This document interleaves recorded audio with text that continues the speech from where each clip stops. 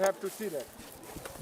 His name is Jimmy Cherzé, more commonly known by his childhood nickname, Barbecue.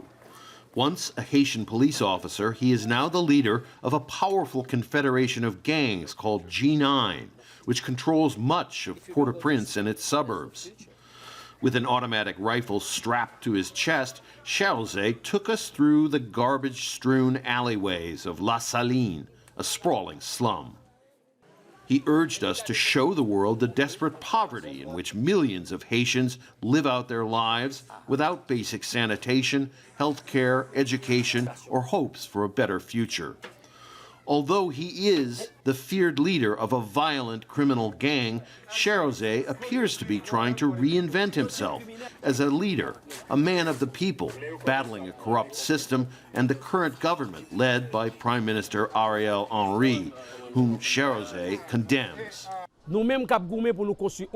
We are fighting for another society, another Haiti that is not only for the 5% of the people who keep all the wealth, but a new Haiti where everyone can have food, clean water, so they can have a decent house to live in. Another Haiti where we don't have to leave the country. Cherzé also stands accused of masterminding numerous assassinations and massacres, including one in 2018 that killed up to 25 people. He denies all the allegations. I'm not a gangster. I never will be a gangster. It's the system I'm fighting against today. The system has a lot of money. They own the media. Now they try to make me look like a gangster.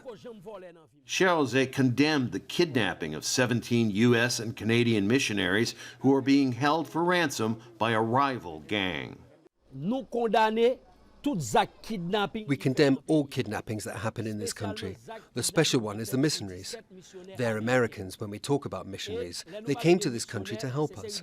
Today we cannot support any gangs who kidnap people. A severe fuel shortage has practically shut down Haiti's capital, the result of gangs hijacking fuel trucks and blockading depots. Cherzé says he can get the petrol flowing again, but says Haiti's prime minister must go. If Ariel Henry resigns at 8 o'clock, then at 8:05 we will remove all the barricades so that the trucks can come to the fuel depot and fill up, and then the crisis will stop. Cherzé says he wants to tear up Haiti's political and oligarchic system by its roots. This system is criminal. The revolution we are preaching today, we cannot do this without guns, because we have our own guns. This gun is a symbol of our revolution, the revolution against the 5% of those who hold all the wealth of our nation. As he walked the streets of La Saline, Barbecue was greeted warmly by many. Does this gang leader have ambitions to one day rule Haiti? He certainly talks like a politician, comparing himself to one of Haiti's most revered leaders in its struggle for independence from France in the 18th century. Jean-Jacques